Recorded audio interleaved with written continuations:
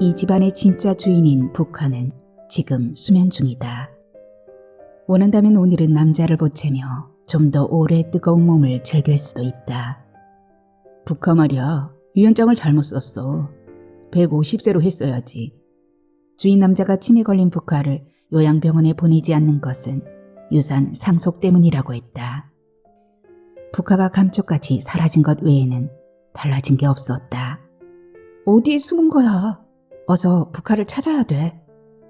주인 여자가 강조한 것은 아이처럼이었다. 죽을 때까지 옆에 붙어 있으라는 얘기야? 한꺼번에 줬으면 더 잘했을 텐데. 대한민국 국적만 나온다면 하고 싶은 일이, 할 수 있는 일이 한두 가지가 아니었다. 독일행 비행기에 몸을 실을 수 있다면 여자는 이를 꼭 물었다. 잘했어. 똑똑해. 오늘 하루도 성공이야.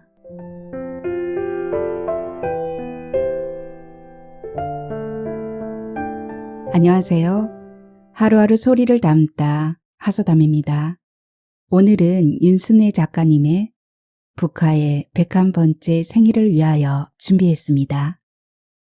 작가님은 1996년 문예중앙 제19회 신인문학상에 중편소설 8색깔 무지개가 당선되어 등단을 하셨는데요.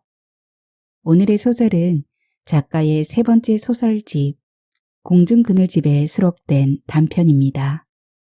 위장결혼으로 무국적자로 전락한 조선족 여자의 지난한 삶의 그늘을 그리고 있습니다.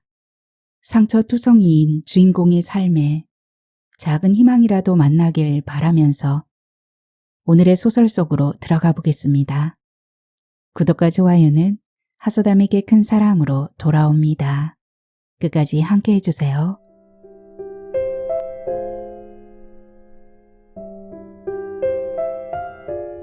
북하의 101번째 생일을 위하여.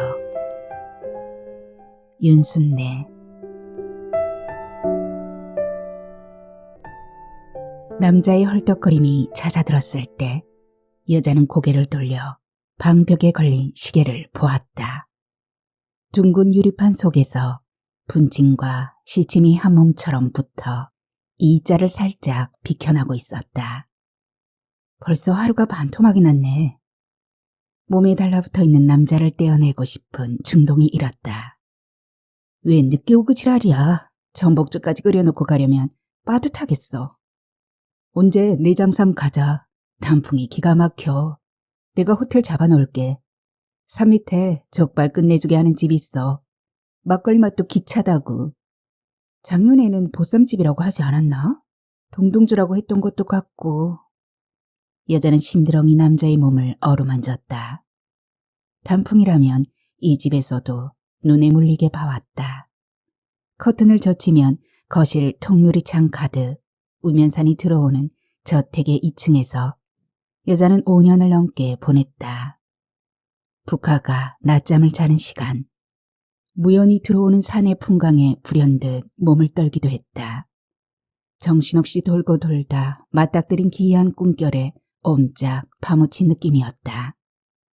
금빛 햇살 속에서 새가 우짖고 꽃들이 피었다 지고 그림 같은 눈송이가 폴폴 날렸다. 그 속에서 막 씻겨재운 북하가 아이처럼 보일 때도 있었다. 똥오줌을 못 가리는 가끔씩만 제정신이 돌아오는 노인이라는 게 영 믿기지 않았다. 마누라 친정 가는 날 가자고. 마누라 무서워서가 아니라 돈이 없어서겠지. 호텔은 무슨. 족발과 동동주도 입으로나 구워 삶으시지. 여자는 또 벽시계 쪽으로 가려는 시선을 의도적으로 막았다. 먼 발치에서라도 남자의 아내를 본 적은 없었다. 남자에게 실제로 아내가 있는지, 있지만 별거를 하는지, 별거를 하지는 않지만 잠자리는 않고 사는지 여자는 궁금하지 않았다. 그러다 어느 날 문득 남자가 아내를 자주 들먹이는 것은 가벼운 주머니 사정을 변명하기 위해서임을 알았다. 남자의 말대로라면 남자의 아내는 늘 돈 타령을 해대고 두 딸은 한시도 입을 닫아두지 않고 먹어댔다. 싱싱한 참치에 빛나는 누나를 상에 올린 대가로 받은 팁까지 긁어가는 아내와 딸년들 때문에 남자는 2시간 넘게 여자의 아랫도리를 탐한 날에도 순댓국 한 그릇을 통 크게 사주지 않았다. 늦은 밤 일식당 주방에 딸린 골방에서 처음 몸을 썩던 날, 남자는 여자의 목덜미에 더운 숨을 품어대며 속삭였다. 강남거리에 내 친구들이 쫙 깔렸어. 단속 두면 내게 바로 연락 주기로 했어. 불법으로 일하는 거 사장이 아나? 경찰보다 사장이 더 무섭겠는걸? 여자가 신분을 숨기고 일해온 일식당 부근의 모텔 거리에 출입국 경찰들이 뜬 게 한 달 새 2번이었다. 수원에서 조선 쪽 남자가 저지른 살인사건 때문에 불법 체류자 단속이 강화된 즈음이었다. 위장결혼이 탄로나 일시 보호소 생활을 할 때 한방을 썼던 정숙 언니가 불시에 들이닥친 경찰들을 피해 주방의 음식물 쓰레기통 속으로 들어가 머리까지 처박은 덕으로 위기를 모면했다는 말을 전해 들은 후였다. 원한다면 오늘은 남자를 보채며 좀 더 오래 뜨거운 몸을 즐길 수도 있다. 아래층의 주인 부부는 유럽 여행 중이고 돌아올 날이 보름도 더 남았다. 그리고 북화. 이 집안의 진짜 주인인 북화는 지금 수면 중이다. 언제 눈을 떠서 성가시게 굴지 몰라 불안에 떨지 않아도 된다. 몸 위에서 헐떡대고 있는 이 남자가 북화에게 수면제를 먹였다. 남자의 머리통 너머로 여자는 벽시계를 올려다 보았다. 남자가 거친 숨을 몰아 용투림하듯 방사를 해대려면 얼마나 기다려야 할지 알 수 없었다. 밤 10시까지 마포의 촬영장에 가려면 해야 할 일들이 많았다. 북화의 똥기저귀도 아직 빨지 않았다. 좋아, 좀 더 할까? 희열을 위해서라면 얼마든지 몸을 조절할 수 있다는 자신감으로 남자의 눈빛이 번득인다. 사정을 끝내고 누워있을 때도 남자의 물건은 팽팽했다. 왕성하게 살아있는 것은 그것밖에 없어서 구린 것도 가리지 않고 닥치는 대로 욕구를 채우기로 작정한 사람 같았다. 여자가 일식당에서 쫓겨난 후에도 남자는 자주 핸드폰을 걸어왔다. 한 달에 2번인 휴일에 여자는 주로 일식당 부근의 모텔에서 남자와 몸을 섞었다. 생선 매운탕을 끓여 직원들 밥상에 올려주고 허겁지겁 식당을 빠져나왔을 남자의 몸에서는 비릿한 냄새가 흘러나왔다. 근무 시간에 자리를 비우는 것을 입막음하기 위해 남자는 손님상에나 올려야 할 비싼 식재료를 아끼지 않았다. 북화 말이야, 유연장을 잘못 썼어. 150세로 했어야지. 요즘 100세는 기록 세울 만한 나이도 아니지 않나? 알몸으로 뒹굴거리며 남자가 묻는다. 오래 살고 싶어서 그랬겠어? 의식 없을 때 버림받을까봐 두려웠겠지. 아들에게 숙제 같은 것을 주고 싶었는지도 몰라. 숙제? 많은 재산을 거저받게 되는 것에 대한 대가. 세상엔 공짜가 없으니까. 말을 해놓고 보니 제법 그럴듯해. 여자는 제 입에서 나온 말이라는 게 믿기지 않았다. 아쉽다. 북화가 치매에 걸리지 않았다면 유언장을 다시 쓰게 하는 건데. 100세가 아니라 150세까지 집에서 모셔야 유산을 주겠다고. 150살까지 산 사람이 있다는 얘기는 들어보지 못했는걸. 그러니까 의미가 있지. 북화도 재산이 아들에게 떨어지기를 바랐을 거야. 그렇게 실효성 없는 유언장을 써서 사회에 환원하고 싶겠어? 죽으면 끝이지. 재산이 사회로 환원되건 아들에게 가건. 죽은 사람에게 그렇게 중요한가? 여자는 북화가 아들을 몹시 사랑했다는 말을 하려다가 말았다. 스르륵 졸음이 밀려왔다. 열린 창으로 초가을 바람이 간지럼 태우듯 불어왔다. 아마당 정원에서는 모가가 익어가고 바람은 시시각각 살랑거렸다. 새가 울었고 우람한 나무들 사이에서 솔향기가 퍼져 올랐다.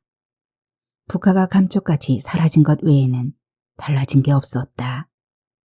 여자는 불난 듯이 위아래층을 오르내리며 북한을 찾았다. 도대체 수면제는 어디서 난 거야? 무슨 작정으로 그것을 먹여? 안 그래도 정신이 없는 노인네에게. 남자에 대한 원망이 솟았다. 걸쭉하게 간 토마토즙을 남자에게 넘겨주고 베란다에 나가 이불을 널고 왔을 때 남자가 북한의 입에서 숟가락을 빼내며 말했다. 수면제 탄 줄도 모르고 잘도 받아먹네. 충분히 100살은 넘게 살겠어. 여자는 계단을 오르며 주먹진 손으로 제 가슴을 펑펑 쳐댔다. 내가 미친년이야. 또다시 여러 번 북한의 침실은 텅 비어 있었다. 북한을 품에 안아 뉘었던 침대가 휑했다. 북화, 어디에 숨은 거야? 오늘은 술래잡기 할 수 없어. 여자는 침대 옆에 빈 휠체어를 보며 무너지듯 방바닥에 주저앉았다. 눈앞의 일이 믿기지 않았다. 간밤에 부족한 잠으로 무너져 내릴 듯 머리가 무거웠다. 독일의 사촌 언니에게 이메일을 보내느라 새벽 무렵에야 잠이 들었다. 오늘 촬영하는 시사 프로그램 무국적자 그들의 갈 곳은 어디인가에 출연해 강력히 호소하겠다는 의지를 보이다가 넋두리까지 이어졌다. 깊은 잠을 잔 적이 없다고 오밤중에 일어나 유령처럼 집안을 휘젓고 다니는 북하 때문에 잠을 깨면 눈은 벌겋게 충혈되어 있고 뼈들이 제자리에서 우르르 일어나 들썩이는 것 같다고 머리를 감을 때마다 머리카락이 한 움큼씩 빠져나온다고 일주일 전에 북하에게 실컷 얻어맞았다는 얘기까지는 졸음이 쏟아져서 쓰지 못했다. 외항선 선장이었다는 북하의 죽은 남편에게 첩이 있었던 것일까? 죽어 이년아. 남의 서방 꼬여내 야금야금 돈 빼먹는 재미가 쏠쏠했지? 내 손에 죽어봐 이년아. 내 간장 녹일 때 너는 꿀맛이었지. 선망 증상이 온 북하의 기운센 손에 맞으며 여자는 두 손을 모아 빌어댔다.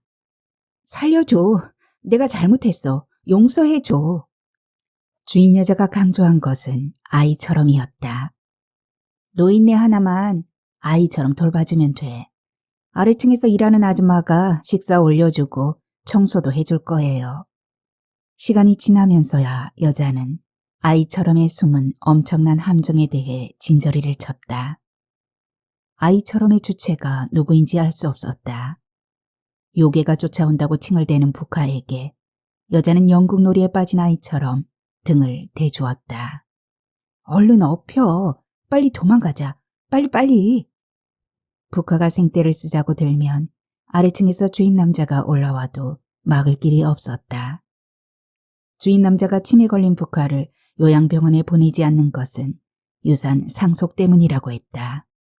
아래층에서 상주하는 가정부와 정원에서 잔디를 깎던 사내들의 잡담을 통해서 안 사실이었다. 여자는 계단을 두세 칸씩 뛰어 5개의 화장실 문을 일일이 열어젖혔다. 붙박이 장들도 빼놓지 않았다. 아래층 주인 부부의 공간으로 들어가는 복도 끝에 중문은 잠겨 있었다. 앞마당으로 이어지는 현관문 앞에서 여자는 탈진하듯 퍼져내렸다. 단 몇 시간 사이에 지옥과 천국이 오가다니. 아침에 여자는 쌍날개를 펼치며 날아오르는 잠자리보다 가볍고 행복했다. 오늘 찍을 방송의 시청률이 높으면 무국적자 딱지를 떼는 날이 올 수도 있다고 절로 콧노래가 나왔다. 북하의 머리를 감기는 동안 들은 라디오 음악방송 남성 아나운서의 목소리도 감미로웠다. 두비 씨는 아마빛 머리의 소녀에서 긴 속눈썹과 부드러운 금발의 곱슬머리를 가진 처녀를 그리고 있습니다. 소녀의 머리카락은 마치 구름 속 선녀의 머리처럼 부드럽고 따사로우며 그녀의 입술은 붉은 체리 빛깔의 달콤함을 머금고 있으리라 상상됩니다. 어느새 저도 가을 구름 속으로 날아가는 기분입니다. 10월 초하루인 오늘은 하늘빛이 잿빛과 백색 사이를 오락가락 할 것만 같은 예감이 듭니다. 아마빛 머리의 소녀가 구름 속을 산책하고 있지는 않을까요? 여자는 북하의 파리한 입술에 체리빛깔의 립글로즈를 발라주었다. 잘 말린 북카의 흑갈색 머리에 금색 펄이 반짝이는 핀을 꽂아주며 절로 웃음이 돌았다. 양털 구름 한가운데 둥실 떠있는 듯 기분이 좋았다. 커트한 지 얼마 안 돼 밤톨처럼 명랑해 보이는 머리통에 은은한 장미 향수를 뿌려주었을 때 북카가 코를 벌렁거리며 좋아했다. 새 담요를 깐 휠체어에 앉아 북카는 제비처럼 잣죽을 받아먹었다. 그릇을 다 비우고도 입맛을 다시는 북카에게 여자는 단호히 고개를 저었다. 오늘은 안 돼. 오늘은 나를 좀 봐줘야겠어.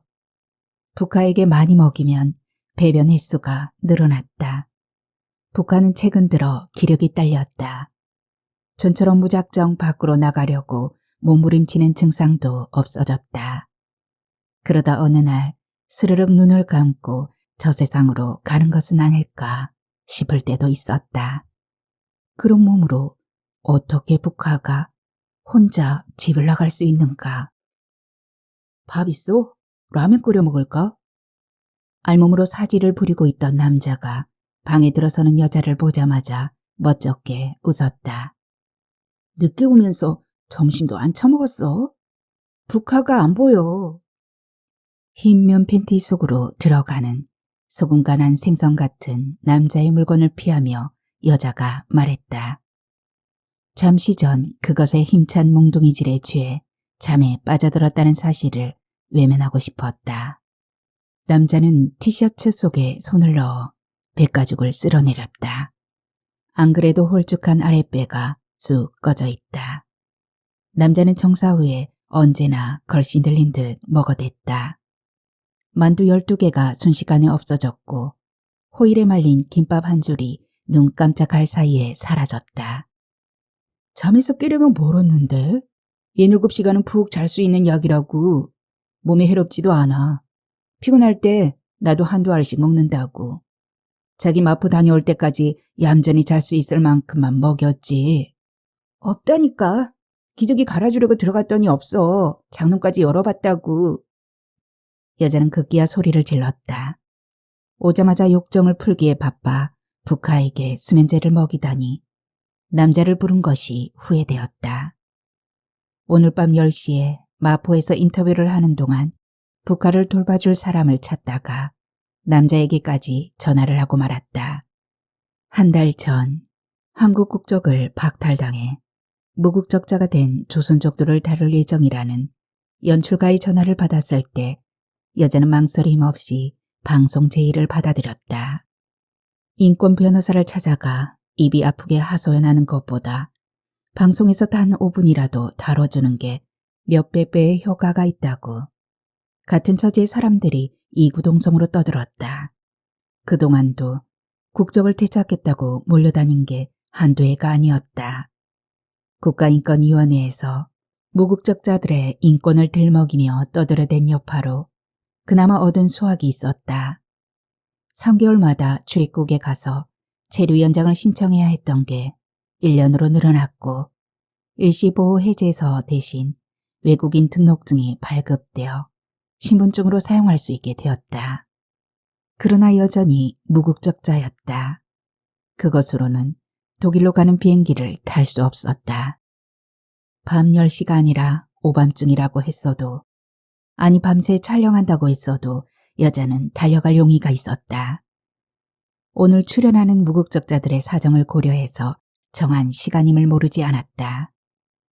방송 한번 찍는다고 당장 한국 국적이 나오는 것도 아닌 터에 돈벌이를 소홀히 할 수 없을 터였다. 근래 들어 독일에서 날아오는 사촌 언니의 이메일이 잦지 않았다면 여자도 오늘의 촬영 약속을 접었을지 모른다. 현관문 잠갔잖아. 잘 잠겼는지 자기가 확인하는 것도 내가 봤어. 그렇지.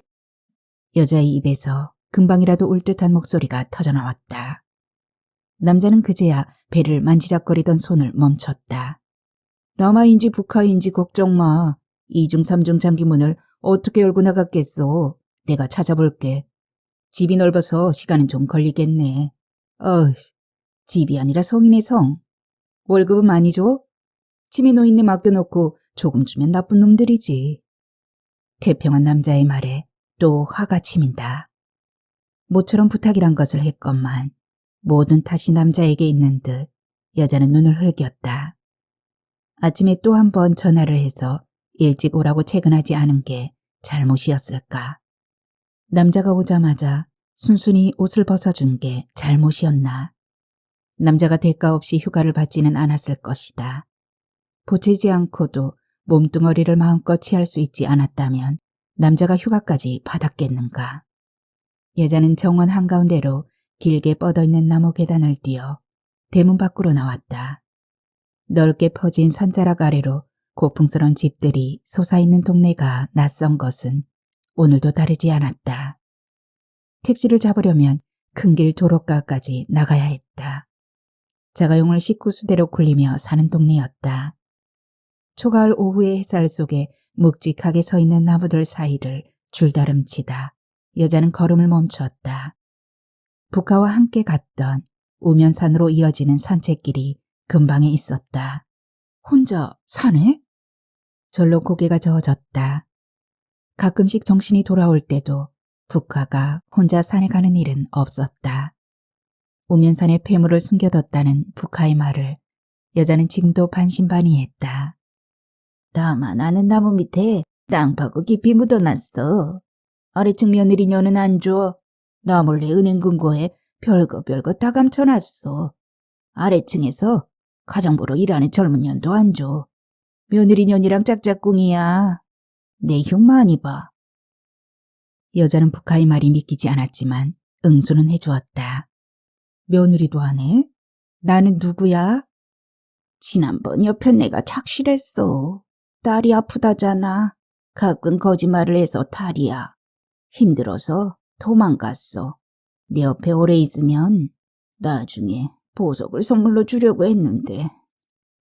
부카의 입에서 그 말이 쏟아졌을 때에야 여자는 놀란 눈으로 부카를 보았다. 말짱하게 정신이 돌아와 있는 얼굴이었다. 부카가 방으로 들어가 오팔 보석 세트를 내온 것은 창밖이 콜드하르처럼 깜깜해진 후였다. 여자도 보슬비처럼 촉촉하고 연기처럼 가볍게 내리는 어둠을 보았다. 부카의 시선이 그것을 지나치리만큼 오래 머물러 있어서였다. 그날 부카에게 금테두리 안에 땅콩할 만한 오팔이 박힌 목걸이와 귀걸이를 받았다. 투명한 오팔은 파스텔 빛을 뿜으며 사방팔방 퍼져나갔다.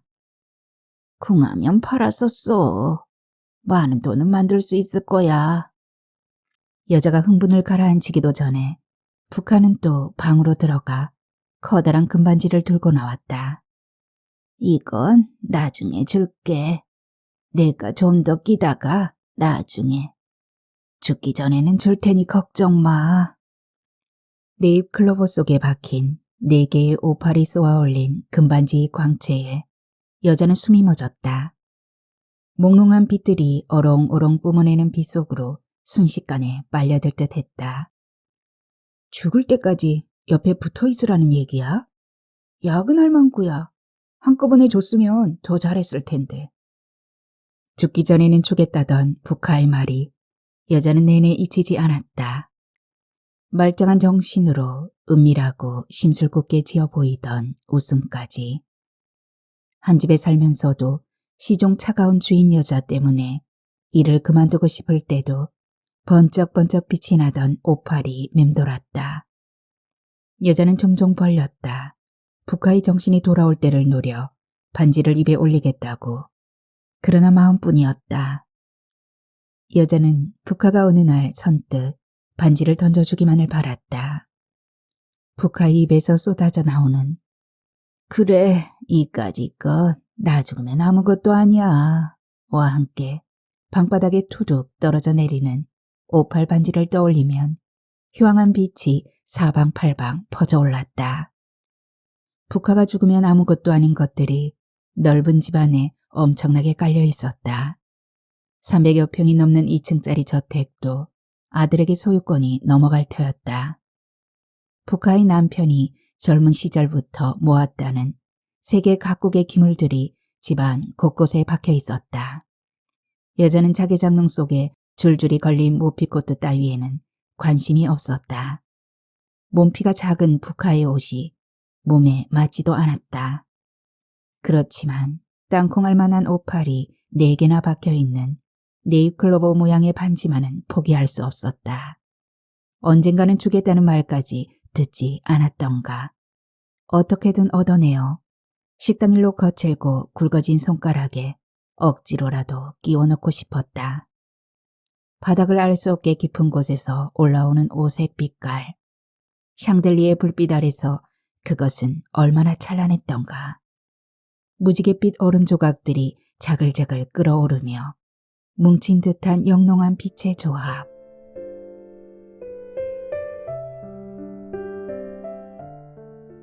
넓고 화려한 상점의 쇼윈도에 비친 자신의 모습에 여자는 화들짝 놀랐다. 통짜 면 원피스는 밝은 햇빛 아래 구김이 선명했다. 실내화를 신은 채 나오면서도 핸드폰과 장지갑은 챙긴 게 다행이었다. 종아리까지 내려오는 통짜 면 원피스를 2개나 산 것은 따로 잠옷 갈아입을 필요가 없어서였다. 처음 약속대로 아래층 가정부가 올라와 청소까지 해주지는 않았다. 언제든 필요하면 부르라고 했지만 같이 남의 집살이 하는 처지에 쉽지 않았다. 부가를 돌보면서 혼자 넓은 공간까지 치우다 보면 하루가 어떻게 흘러가는지 몰랐다. 부가를 찾는다면 다림질은 일도 아니지. 여자는 오늘 밤 입으려고 마음먹은 회색 정장이 얇은 게 마음에 걸렸다. 연출가의 작업실에서 인터뷰만 한다고 했잖아. 추우면 얼마나 춥겠어. 전철역에서 내려서 100여 미터만 걸으면 오피스텔이 나온다고 했는데 뭐. 도우미들이 여러 들락거린 방에 있는 장롱 속 옷들은 모조리 후줄근했다. 보풀이 일어난 스웨터, 밑단이 터진 스커트, 겨드랑이 밑이 누렇게 변색된 블라우스. 여자는 그것들을 모두 버릴까 말까 망설이다 도로 들이기를 반복했다. 독일에 가게 되면 깡그리 버리고 새 옷을 살 거야. 인생이 긴 것도 아닌데 살면 얼마나 산다고. 오며 가며 봤던 고급 상점의 옷들을 떠올리자 기분이 좋아졌다. 대한민국 국적만 나온다면 하고 싶은 일이, 할 수 있는 일이 한두 가지가 아니었다. 어서 부카를 찾아야 돼. 여자는 오른손을 길게 뻗어 쏜살같이 달리는 차들을 향해 흔들었다. 부카가 예전에도 미친 듯이 달려간 곳이 양재 천변이었다. 정원에서 해바라기를 하다 순식간에 대문을 빠져나가는 부카를 여자는 사력을 다해 붙잡았다. 이거 놔라. 네 아버지가 고기 싣고 항구로 온단다. 아버지가 부르는데 왜 나를 막아? 어서 가자. 고기 받을 사람들 죄다 몰고 오란다. 네 아버지 호령 소리 안 들려? 부카가 팔을 휘두르며 외쳐댔다. 황소처럼 기운이 세진 부카를 여자는 감당하지 못했다. 부카는 운동기구들이 있는 체력 단련장에서 어서 고기를 내리라고 소리소리 지른 후에야 2 다리를 스르륵 뻗으며 주위를 두리번거렸다. 어느 날 여자는 양재 천변에서 한바탕 난리를 친 후에 헛개비 같아진 부카를 등에 업고 오며 중국에 있는 어머니를 떠올렸다. 도박과 계집에 빠져 지내는 사위가 술에 비틀대다 송화강에라도 빠져 죽기를 여자의 어머니는 진심으로 바랐다. 한국에 가서 돈을 벌어올 테니 가짜 이혼을 해달라고 매달려도 여자의 남편은 꿈쩍하지 않았다. 가짜 호적을 만들어 떠나오는 여자에게 어머니는 한국에서 좋은 사람 만나면 돌아오지 말라고 했다. 5살짜리 외손녀보다 당신의 딸에게 마음이 기우는 모정이 여자는 고맙지도 고깝지도 않았다. 오늘따라 왜 택시도 없어?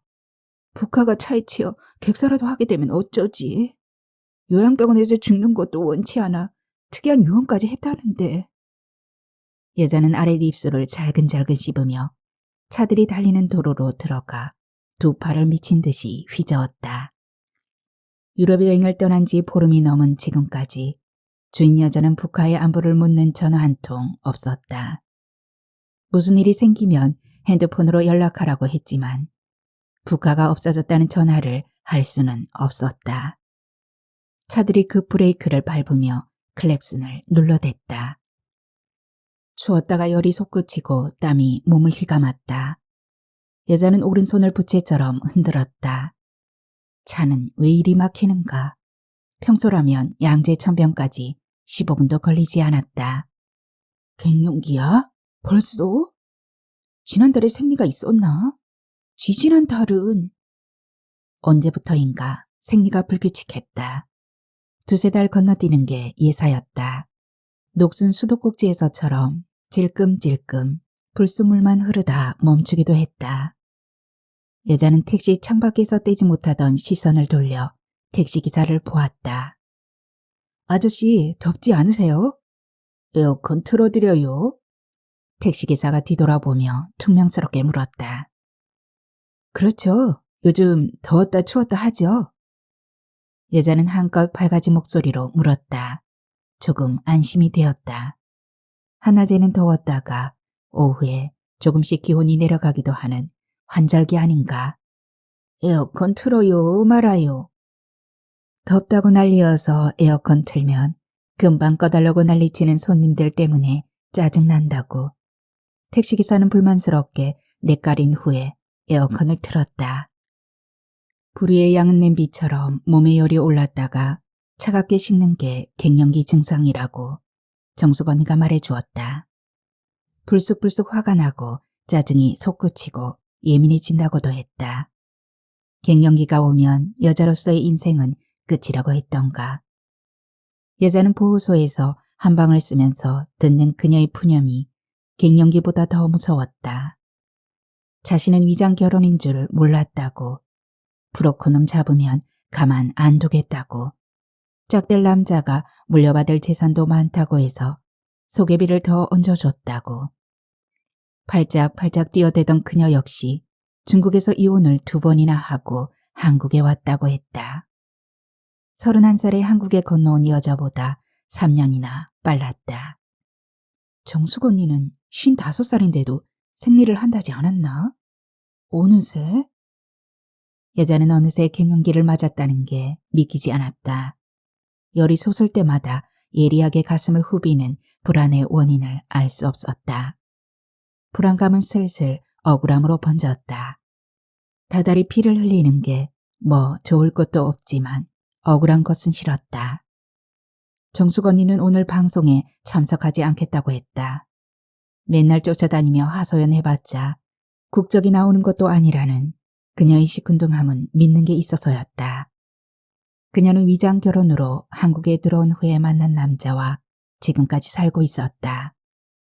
그는 보호소 생활을 하는 정숙 언니에게 매일 면회를 왔고 1,000만 원의 공탁금도 내주었다. 무국적자 구제 방안이 열렸던 국회 공청회에도 나타나 당당하게 부르짖었다. 혼인신고를 할 수는 없지만 여느 부부들 못지않게 행복하다고. 그깟 한국 국적 주든 말든 한국 땅에서 정숙 언니와 함께 사랑하면서 살 거라고. 어디서 살든 행복하면 되는 것 아니냐고. 사랑과 행복이 없다면 국적이 무슨 소용이냐는 멋진 마무리까지 날려 방청석 한쪽에서 날아온 박수까지 받았다. 박수 소리가 얼마나 우렁찼던가.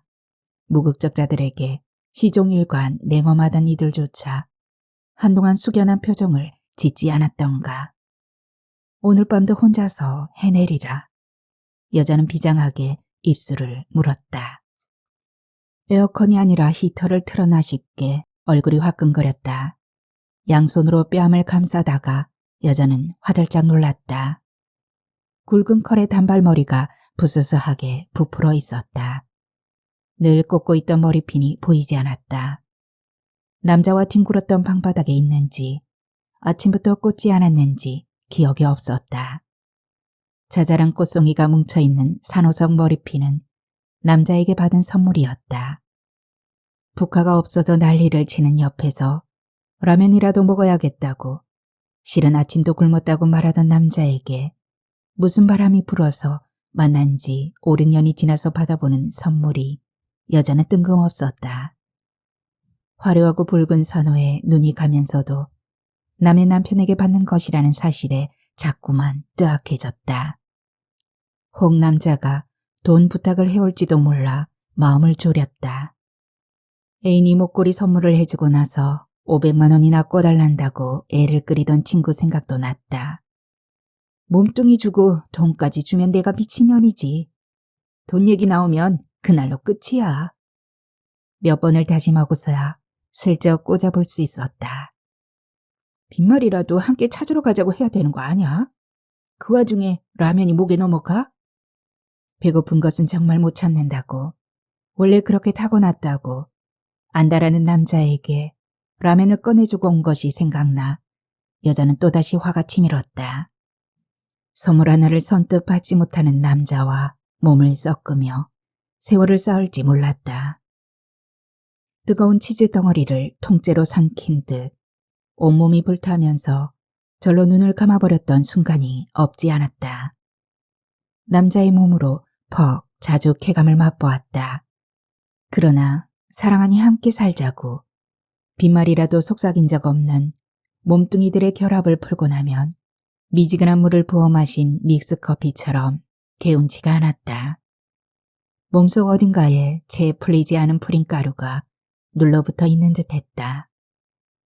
여자는 가끔 남자가 죽었다는 연락을 받고 갈까 말까 망설이는 상상을 해보았다.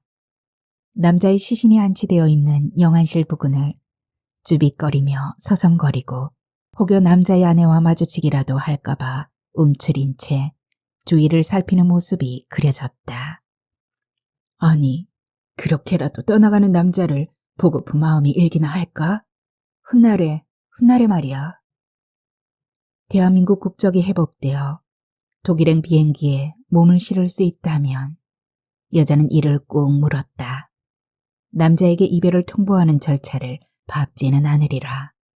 어느 날 불통이 된 핸드폰을 통해 없는 번호라는 기계음으로 자신의 부재를 알게 될 남자를 떠올려 보았다.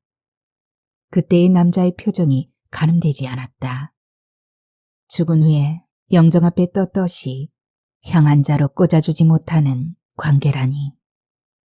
좋기 30분 넘게 달리고서야 택시는 양재천변 부근에 멈춰섰다. 평일 오후에도 도로가 콱콱 막힌다는 것을 여자는 알지 못했다. 미리 알았으면 전철을 타는 게 나았을 것이다. 왜 빠른 판단은 늘 일을 치르고 난 후에야 찾아오는지.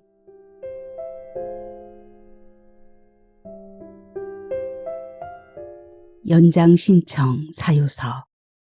국적, 무국적, 성명 정의주, 생년월일 1967년 4월 4일, 체류지 서울특별시 신림동 287-10 풍진빌라. 본인은 과거 중국 길림에서 태어나 생활하다가 1996년 1월 24일 한국인 이우석과 혼인하여 한국 국적을 취득하였으나 2000년 3월 28일 부산지방법원에서 위장결혼 혐의로 혼인 무효 및 국적 상실로 무국적 상태가 되었습니다. 저는 보호 해제 후 수차례나 중국 대사관 방문하였으나 매번 거절당하였습니다. 그 사유는 당신은 이미 중국 국적 포기하여 한국 국적 취득한 지 8년이란 시간이 지나서라고 하며 그분들 말로 인하면 저한테는 인도주의 입장에서 상담해 줬을 뿐이라고 하였습니다. 향후 주한 중국 대사관을 방문하여 여권 발급 신청을 위한 시간이 필요하니 연장 신청합니다. 2008년 10월 20일 신청인 정의주.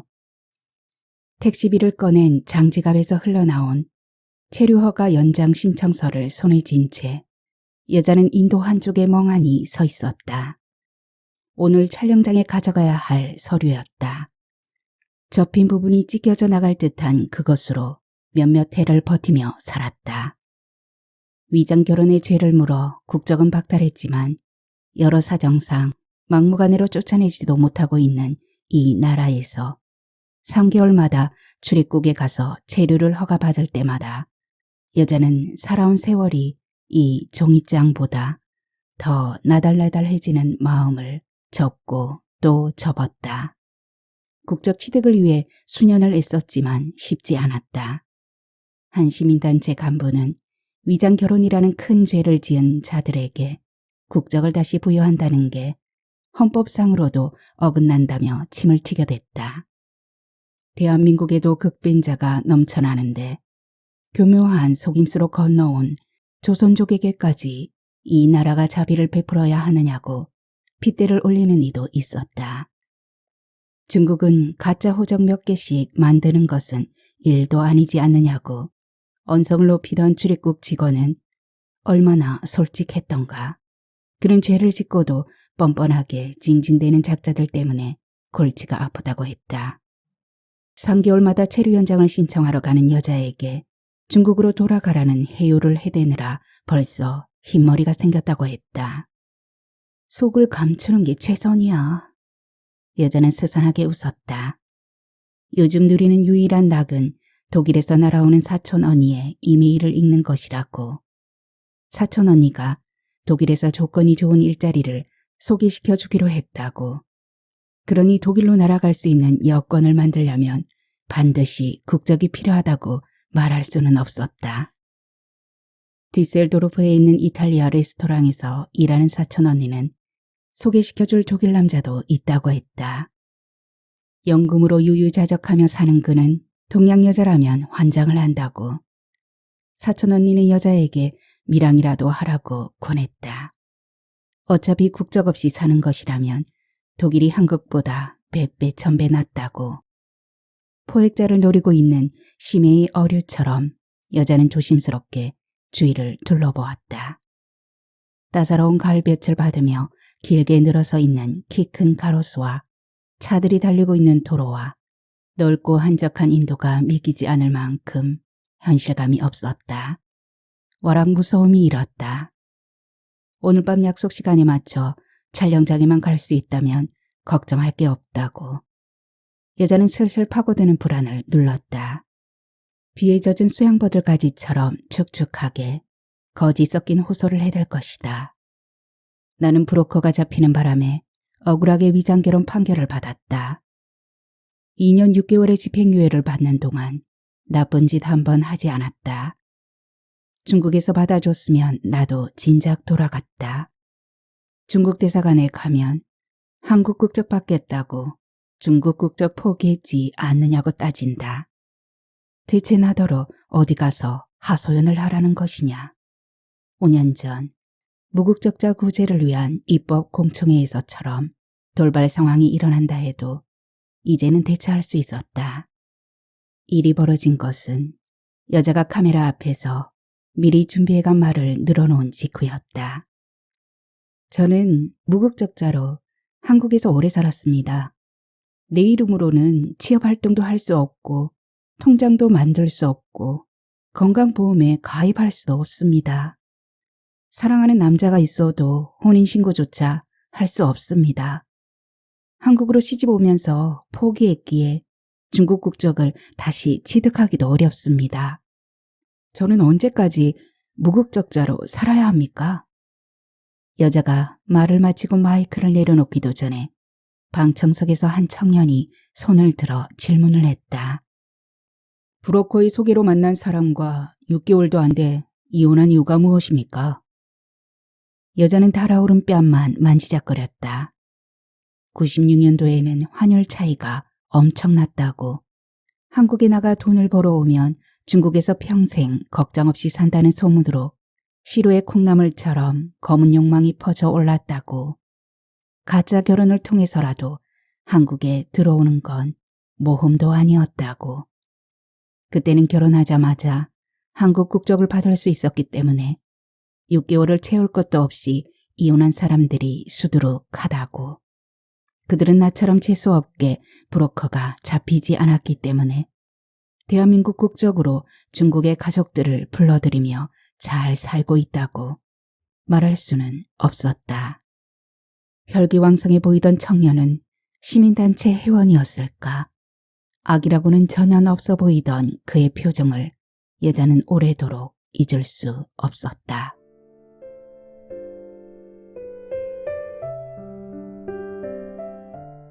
양재천변은 여느 오후와 다르지 않았다. 햇살은 따스하고 나뭇가지를 옮겨 다니는 새들과 산책 나온 이들은 느긋해 보였다. 북한은 없었다. 식은땀이 솟아난 얼굴을 닦을 새도 없이 여자는 사방을 휘둘러 보았다. 여기야, 여기라고. 눈앞에 물이 흐르고 긴 나무 벤치가 둘러있는 공터에 휠체어를 고정시켜주면 북한은 아이처럼 좋아했다. 여자가 근방의 간이 화장실에 잠시 다녀왔던 어느 날은 휠체어에 파묻혀 있는 북한 주위로 공원에서 수채화를 그리고 있던 유치원생들이 몰려들었다. 물감이 눈에 들어가지 않게 조심하라고, 코는 초록색으로 칠해보자고, 얼굴에는 별과 달을 그려보자고 들떠서 채색하는 녀석들보다 북화가 더 좋아했다. 입술을 분홍색으로 칠해놓으니까 완전 새색시 같으네. 연발하며 북화를 카메라에 담는 상춘객도 있었다. 여자가 휠체어를 밀고 저녁 나절에 돌아왔을 때 정원 테이블에서 차를 마시던 주인 여자는 피에로보다 요란한 북화의 얼굴을 바라보며 오래 작정하고 있었던 듯한 말을 툭 던졌다. 희주씨, 우리 어머님 돌아가실 때까지 옆에 있으면 좋겠네. 일하는 사람 마음에 안 들면 우리 어머님 자주 발작 일으키는데 희주씨 오고는 아주 얌전해졌어. 여기야, 여기에 있어야 한다고. 북화가 정신을 잃고도 달려올 수 있는 곳은 여기뿐이라고. 여자는 같은 자리에서 뱅뱅 맴을 돌며 발을 동동거렸다. 북화를 처음 만난 곳도 여기야. 우석이 일색당으로 찾아와 난동을 부린 것은 단체 손님을 받은 점심시간이었다. 그날 사장은 날도 저물지 않아 5일이 모자라는 날짜까지 채운 월급 봉투를 여자에게 내밀었다. 여자는 유니폼을 입은 채로 식당을 나와 무작정 걸었다. 샌들을 신은 발이 부르터서 더는 걸을 수 없어 멈춘 곳이 양재천변이었다. 초록색 포도블록 바닥에 앉아 개나리 가지를 툭툭 꺾고 있던 북화가 여자를 보더니 방긋 웃었다. 노란 꽃잎이 조르륵 달린 개나리 장가지를 북화의 머리에 꽂아주며 여자는 5살 때 중국에 두고 온 딸아이를 떠올렸다. 정말 예쁘네. 소녀 같아. 북화의 성긴 머리카락 위에서 노란 꽃잎이 하늘거리는 것을 보고 있는 여자 곁으로 주인 여자가 다가왔다. 우리 어머니 옆에 아무나 안 붙여주는데 마음에 드나 보다. 주인 여자는 짧은 곤색 스커트와 미색 블라우스 차림의 여자를 찬찬히 살피며 말했다. 혹 일자리 찾으면 우리 집 들어올래요? 마침 우리 어머님 돌봐주시던 아줌마가 딸이 아프다고 그만두었는데.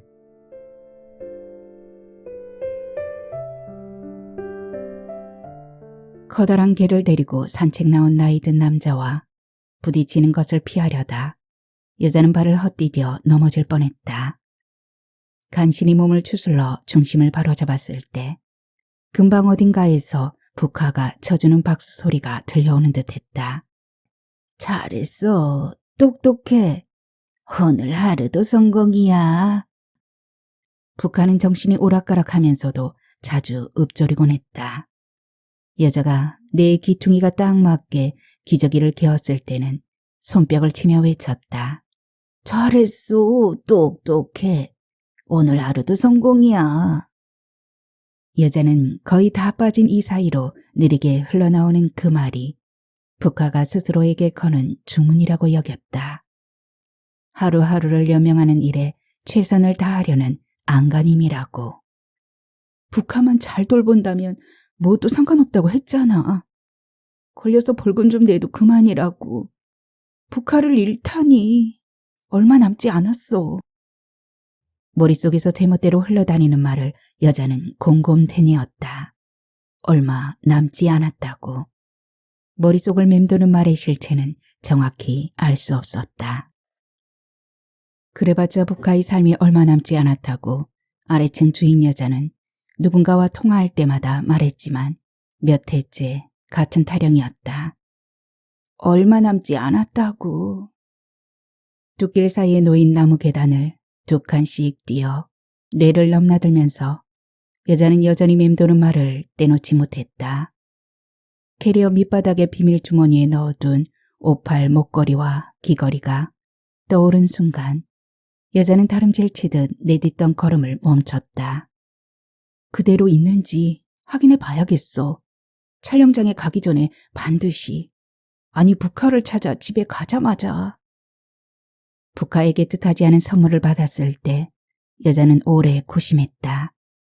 보석을 보관할 곳이 마땅히 떠오르지 않았다.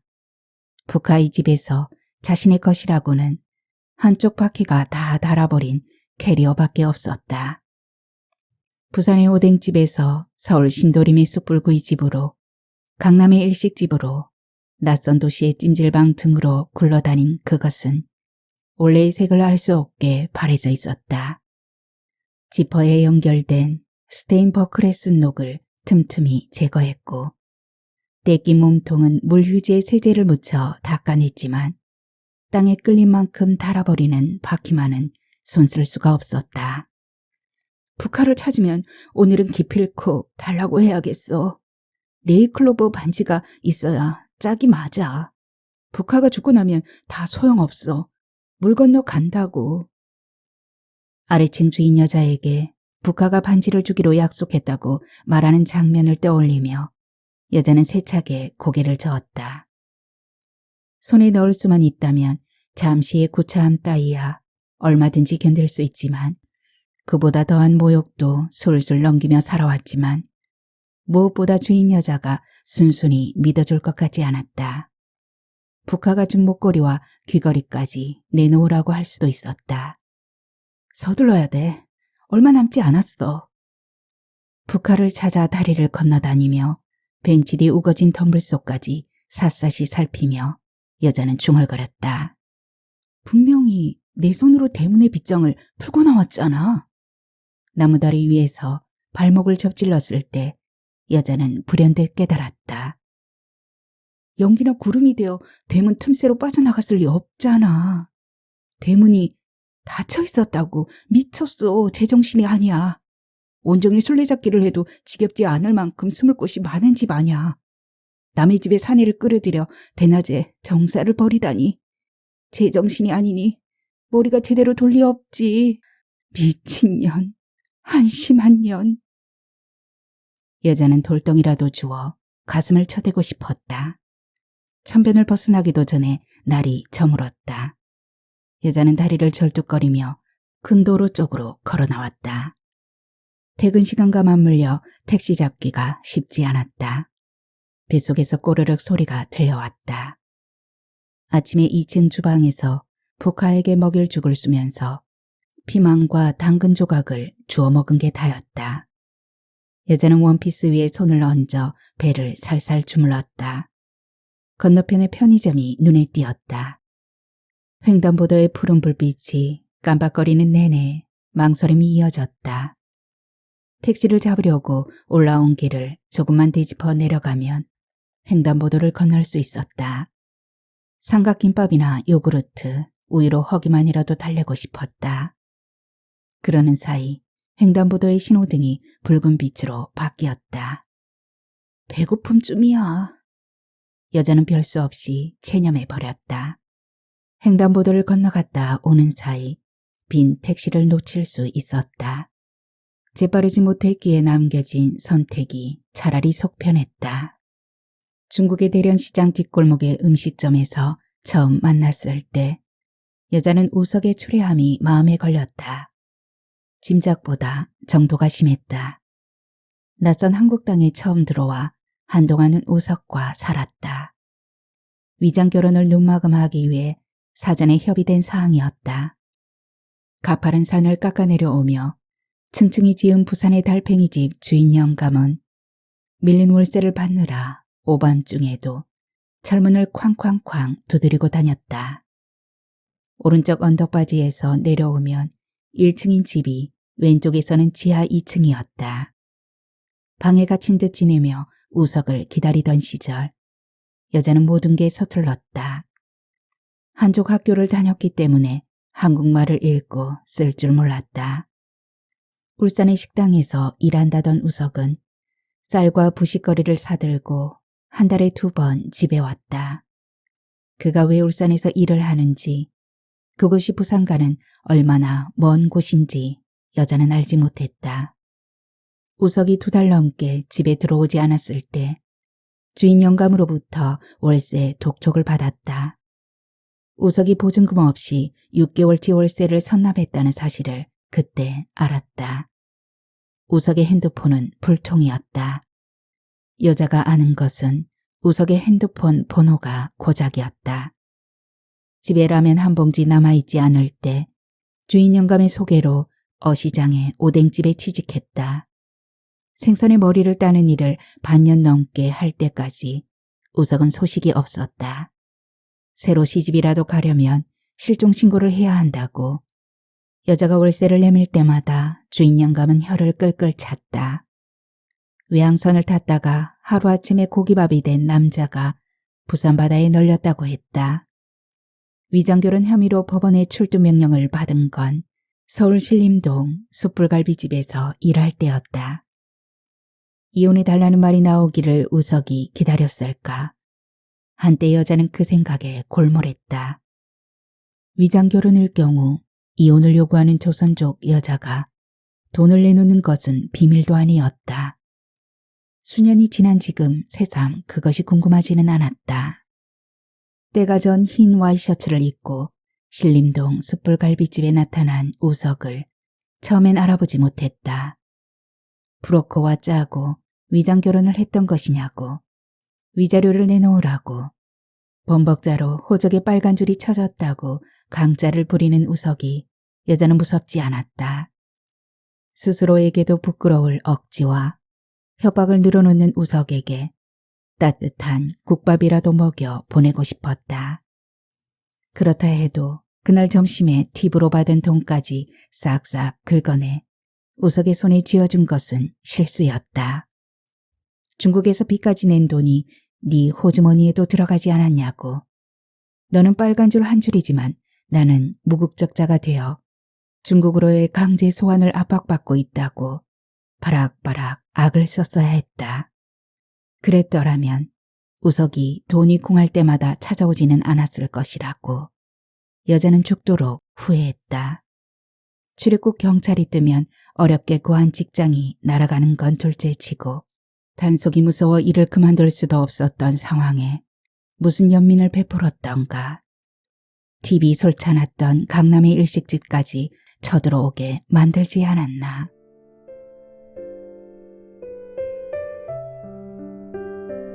길이 왜 이리 막혀요?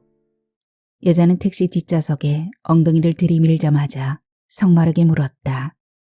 반대편 차선까지 꽉꽉 막혀 있었다. 나야, 나라서라도 빨리 가고 싶지. 60은 넘어 보이는 택시기사가 건성으로 대꾸했다. 이대로 마포로 가? 그 순간 수만 볼트의 전구가 터진 듯 머릿속이 어지러웠다. 여자는 현실감 없이 중얼거렸다. 북한 따위야. 어찌되든 상관없지. 이미 반은 죽은 노인네야. 하나 있는 아들이 보름 넘게 차지도 않잖아. 누가 아는가. 오늘 밤의 방송 출연으로 수년간 대받지 못한 국적을 찾을 수 있을지. 비록 케이블 방송에 나간다고 했지만 젊은 연출가들이 사회 문제를 진단하는 야심찬 기획 시리즈라고 하지 않았던가. 그들이 무엇을 위해 위장 결혼이 들통나 무국적자가 된 이들의 인생에까지 도움을 뻗치려는지 여자는 몰라도 좋았다. 국적만 다시 찾을 수 있다면 무엇도 중요하지 않았다. 오늘은 한껏 목소리를 키울 작정이었다. 국적이 있어야 여권을 만들 수 있고 여권이 있어야 중국에 있는 딸년 결혼식에도 참석할 수 있지 않겠느냐고. 5살의 어머니의 등에 엎여 손을 흔들던 딸은 이제 23살이 되었다. 노곤한 밤 퉁퉁 부은 발을 문지르며 듣는 핸드폰 속 딸의 목소리는 낯설었다. 딸과의 대화는 자주 혼선을 빚다가 끊겼다. 함께한 시간이 없어 대화거리를 놓칠 때도 있었다. 생부와 연락이라도 하며 사는지는 묻지 않았다. 여자의 한국행을 위해 가짜 이혼을 하자마자 재혼했다는 중국의 남편에 대한 미련은 없었다. 그동안 돈이라면 부족하지 않게 보냈는데도 대학에 진학하지 못하고 인근 도시에서 마사지사로 일하는 딸을 생각할 때마다 여자는 명치에 돌덩이를 얹은 듯 했다. 옆 차선 끼어들 수 있겠네요, 지금. 여자가 다급하게 외쳤다. 이리저리 차선 바꾸면서 길을 써봐도 도착하는 시간은 똑같아요. 밥 먹고 수십 년을 한 짓인데 모르겠어요. 운전대만 잡고 꿈쩍을 안고 있던 운전기사가 한참이 지난 후에야 느린 대꾸를 했다. 여자는 자물통처럼 입을 닫고 불만스럽게 앉아 있었다. 택시기사가 연거 후 돌아봤을 때에야 자신의 핸드폰 벨이 계속 울리고 있음을 알았다. 급히 핸드폰 폴더를 열었다. 남자였다. 노인네 찾았어? 아직. 나 말이야, 와이프한테 전화가 와서 집에 가보려고. 와이프가 아프다네. 늘 아래도리가 말썽이었다고. 30도 안 돼 나팔관을 떼어냈고. 뭐? 5년 전에 그 뭐라던가? 그래, 자궁을 드러냈어. 아주 부실하다고, 실은 아침에도 아랫배가 아프다고. 피가 비친다고 연병을 하는 것을 모른 척하고 나왔거든. 아픈 아내를 두고 기집년 아랫도리 생각이 나왔단 말이지? 그래서 나더러 어쩌라고. 여자는 소리를 높여 힐난을 드러냈다. 그러니까 내 말은 대문 그냥 잠그고 가면 되냐고. 자기 들어올 때 말이야. 대문 열쇠는 갖고 간 거야. 별 걱정 다 한다니까. 북한만 찾으면 무슨 걱정이 있어.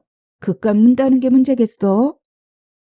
여자는 장지갑 안에 대문을 여는 카드가 있다는 말은 하지 않았다. 그 상황에서도 남자가 아내를 핑계로 자신을 팽개쳐두고 돌아가는지 시험해보고 싶었다. 저 말이야. 전화를 끊으려는데 남자가 머뭇거렸다. 그럼 그렇지. 지금 이 와중에 간다는 말이 나와? 아래층에서 계속 전화벨이 울리더라고.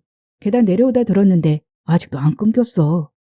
그럼 벌써 현관 내려와서 전화하고 있단 말이네. 가려고 신발까지 다 신고. 내가 지금 그것까지 신경 쓰게 생겼어? 여자는 소리를 지르다가 핸드폰을 끊었다. 지금 이 상황에 꼭 그런 말을 해야겠는가? 수년간 묻어뒀던 고백을. 여자는 남자가 고백을 했다는 생각에서 한 채의 양보도 할 수가 없었다.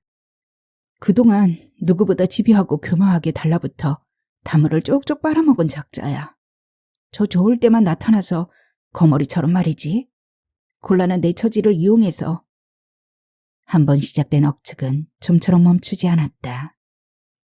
이 인간이 문단속이나 제대로 하고 가야 할 텐데 혹여 나를 위한답시고 대문을 열어두고 나갔다가 그 틈으로 북하가 나가기라도 하면 이번에는 정말 나가서 영영 찾을 수 없게 된다면.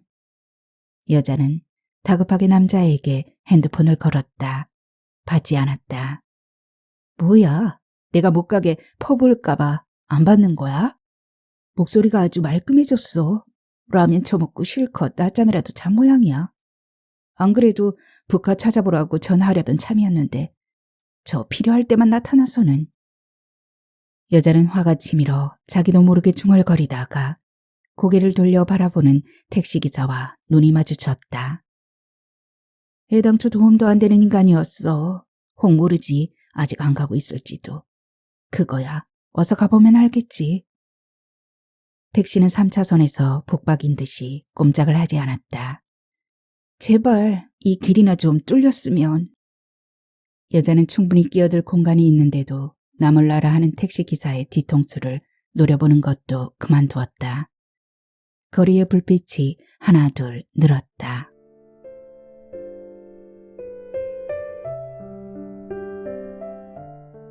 낮과 밤의 경계가 살살 덮이는 차창 밖으로 여자는 시선을 돌렸다. 북아이 집 정원 가득 보슬비처럼 내리던 먹빛 같은 어둠의 눈. 불난지 며느리처럼 서두르고 다니다 불현듯 마주치면 뜨겁고 달달한 커피라도 몸에 들이부어야 곱게 넘길 수 있었던 시간이 지나고 있었다. 불쑥 겨울숲을 헤매는 독사처럼 외롭고 축축해졌다. 내가 얼마나 독한 년인지 보여줄게. 숱하게 몸을 섞으며 몸뚱이가 빠개질 듯한 괴성을 치르면서도 한 번도 마음 깊은 곳을 내보이지 않았던 토끼를 31살 검은 돛대를 펼치고 시류에 떠돌며 불황해온 년이 보여줄 게 뭐 있겠어. 핸드폰이 불나게 울어댄다고 해도 다시는 만나지 않겠다고 꾹꾹 이를 물어대는 속으로 남자가 있어 좋았던 순간들이 새록새록 살아났다. 북하에게 진을 빼다가 모처럼 맞는 휴일에 남자가 없었다면 심신을 풀어내며 수렁처럼 깊고 질긴 잠에 빠질 수 있었겠는가. 우석을 찾아가 한 번만 여자의 눈앞에 얼씬거리면 벽돌로 머리를 박살내 버리겠다고 으름장을 놓은 것도 남자 아니었나. 늦은 밤 북하가 잠든 사이 질적한 비로 견딜 수 없이 쓸쓸해지는 마음을 추스르기 위해 뚝뚝 눌러댄 것도 남자의 핸드폰 번호였다. 파도치듯 뜨거운 밤의 불빛들이 물결치는 거리를 여자는 쏘듯이 바라보았다. 가능하다면 오늘 밤은 혀를 데일 듯이 뜨거운 맥주를 들이키고 싶었다.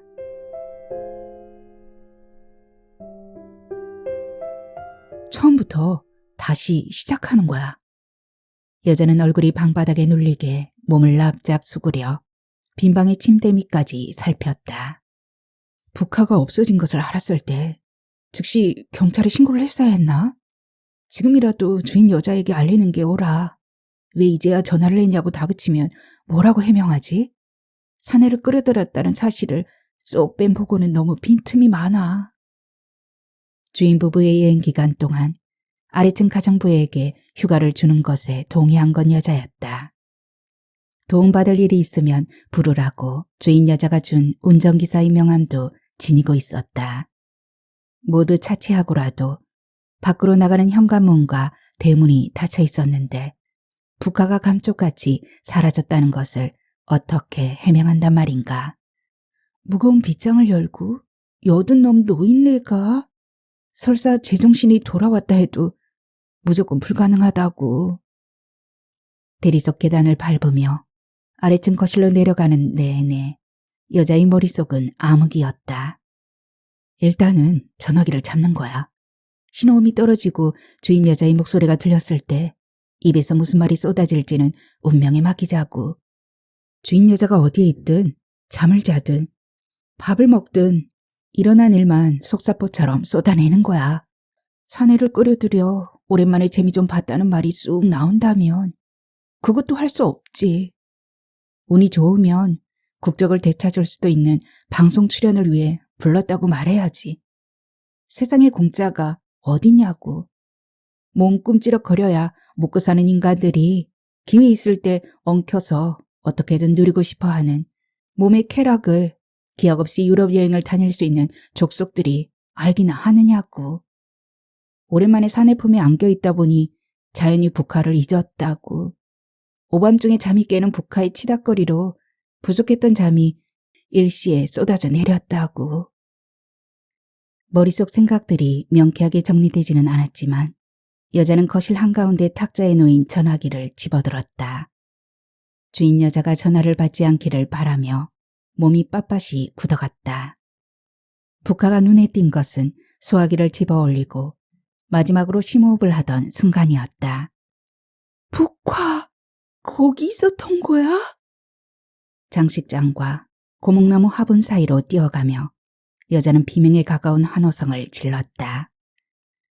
정원과 면한 창가 구석에 놓인 가부좌를 틀고 두 팔을 내려뜨린 거대한 청동상에 오롯이 상체를 기댄 북하의 잠은 달고 평온해 보였다. 이제 그만 일어나. 여자는 거실 바닥에 쭉 늘어뜨린 북하의 두 다리를 가지런히 모아 가볍게 흔들었다. 그만 일어나라니까. 오래 자면 요괴가 동굴 속으로 데려가. 영영 깨어나지 못하게 할 거야. 태엽이 풀리면서 자동적으로 움직이는 인형처럼 북하가 서서히 눈꺼풀을 밀어 올렸다. 산에 묻어뒀다고 했지? 늦기 전에 보석 찾으러 가야지. 실처럼 가느다랗게 눈을 뜬 북하의 뺨을 어루만지며 여자는 속삭였다. 사랑스러운 아이에게 하듯 목소리는 부드럽고 눈빛은 그윽했다. 밖에서 너무 오래 헤맸어. 잘못하면 풀썩 날아가 버릴 듯한 북하를 안고 2층으로 오르는 계단을 밟으며 여자는 무연히 중얼거렸다. 초록색 줄무늬 파자마 속의 북하는 솜방망이 인형처럼 가벼웠다. 근래 들어 여자의 말을 앵무새처럼 따라하는 버릇이 생긴 북하가 뒷말을 잠꼬대처럼 읊조렸다. 오래 헤맸어. 아직 수면제 약효가 풀리지 않았는지 축축 늘어져 내리는 북하를 품에 안고 여자는 조심조심 대리석 계단을 올라갔다. 12칸 오른 계단 구석에서 조명등 아래 희미하게 빛을 발하고 있는 것은 산호석 꽃송이가 붙은 머리핀이었다. 여자는 북하를 안은 채 엄지발가락과 중지발가락을 집게처럼 벌려 머리핀을 집어 올렸다. 몸을 반만 구부려 왼손으로 머리핀을 잡았을 때 북하가 중얼거렸다. 잘했어. 똑똑해. 오늘 하루도 성공이야. 북하, 정신이 돌아온 거야? 기쁜 나머지 여자는 탄성을 질렀다. 그러나 단정하기에는 꿈결처럼 아슬아한 소리였다. 또다시 잠이 든 듯 북하는 여자의 품속에 폭 안겨왔다. 한 발 한 발 옮길 때마다 박자를 맞추듯 시계추가 둔중하게 울어댔다. 여자는 층계찬 벽에 걸린 괴종시계 앞에서 우뚝 걸음을 멈췄다. 괴종시계의 시침과 분침은 곧 10시 정각을 알릴 임무를 가다듬고 있는 양 돌연 무겁다.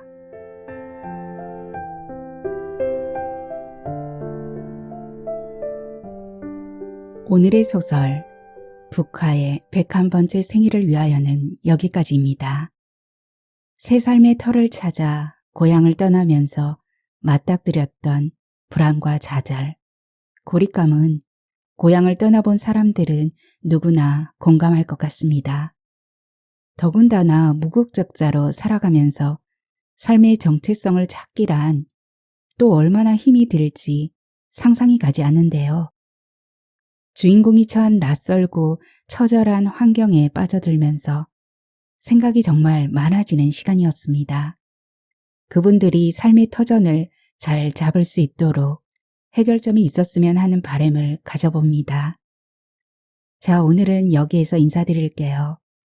하소담은 또 다음 소설 준비해서 오겠습니다. 편안히 계세요. 감사합니다.